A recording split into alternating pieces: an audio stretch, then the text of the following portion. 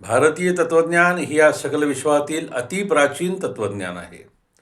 अगणित तत्त्ववेत्यांनी, समाजधोरणांनी तत्त्वज्ञानाचा प्रवाह आपापल्या परीनं पुढं नेलेला आहे, उन्नतीकडे नेलेला आहे. मात्र हे तत्त्वज्ञान ज्यांनी अभ्यास केलेला नाही आहे त्यांच्यासाठी दुर्बोध असतं, ते कळत नाही.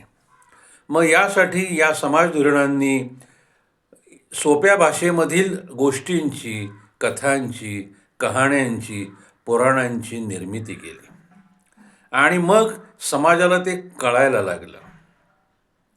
हा मुद्दा आपण लक्षात घेऊया की दुर्बोध गोष्ट सोप्या भाषेमध्ये सांगण्यासाठी या सगळ्या प्रपंचाची निर्मिती झालेली आहे.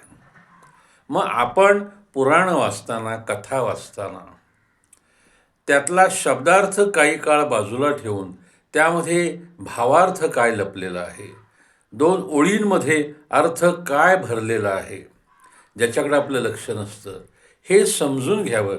म्हणजे तत्त्वज्ञान काहीच आपल्याला समजण्यासारखं होईल आणि तत्त्वज्ञानाबद्दलचा गैरसमज आपला दूर होईल, त्याच्याबद्दलची ओढ निर्माण होईल. कारण तत्त्वज्ञानाखेरीज कोणताही विषय असू शकत नाही, कोणतंही आयुष्य असू शकत नाही.